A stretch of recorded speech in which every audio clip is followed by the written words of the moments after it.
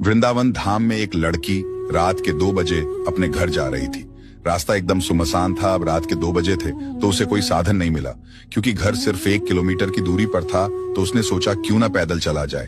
घर की तरफ पैदल चलते ही उसने नोटिस किया कि उसे कोई आदमी फॉलो कर रहा है। ये देखकर वो घबरा गई और बहुत जल्दी जल्दी अपने घर को चलने लगी।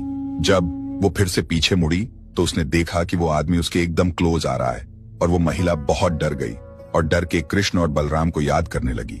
कुछ देर बाद जब वो घर के एकदम पास पहुंच गई तो उसने पीछे मुड़ के देखा कि वो आदमी अब उसका पीछा नहीं कर रहा था। ये देखकर उसे बड़ा रिलीफ मिला और वो घर को चली गई। अब कहानी यहाँ खत्म नहीं हुई है। 2 दिन बाद जब उसने न्यूज़पेपर में देखा कि जिस रास्ते से वो आ रही थी उसी रास्ते पर उसी रात उसी समय एक दूसरी लड़की के साथ कुछ गलत काम हुआ और उसे पता चला कि पुलिस की सस्पेक्ट लिस्ट में वो आदमी भी था जो उसे फॉलो कर रहा था।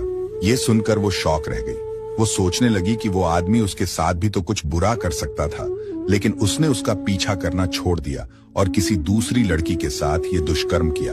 जब पुलिस ने उसे उस आरोपी की पहचान करने के लिए पुलिस स्टेशन बुलाया तब उसने उसकी पहचान करने के बाद उस आदमी से पूछा कि तुम मेरा पीछा कर रहे थे और अगर चाहते तो तुम मेरे साथ दुष्कर्म कर सकते थे, लेकिन तुमने ऐसा नहीं किया और किसी कारणवश मेरा पीछा करना छोड़ दिया और किसी और लड़की के साथ ऐसा किया। ऐसा क्यों किया तुमने? तब वो आदमी बोला कि हाँ, तुमने सही कहा, मैं तुम्हारे ही पीछे आ रहा था, लेकिन तुम अकेली नहीं थी।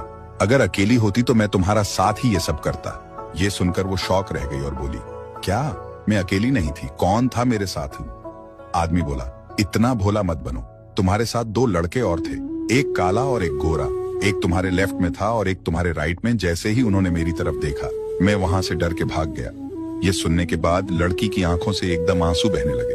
उसके रोंगटे खड़े हो गए और वो समझ गई कि जब उसने कृष्ण और बलराम को अपनी प्रोटेक्शन के लिए याद किया था तब कृष्ण और बलराम उसकी प्रोटेक्शन के लिए उसके साथ चल रहे थे। उस लड़की को रोते हुए देख उस आदमी ने पूछा, क्या हुआ? तुम तो बच गई, तुम्हें तो खुश होना चाहिए ना, तो रो क्यों रही हो? लड़की ये सुनकर उसे बोली, तुम बहुत खुश नसीब हो कि तुम्हें वो दोनों लड़के देखने को मिले। और ये कहकर वो लड़की वहां से चली गई।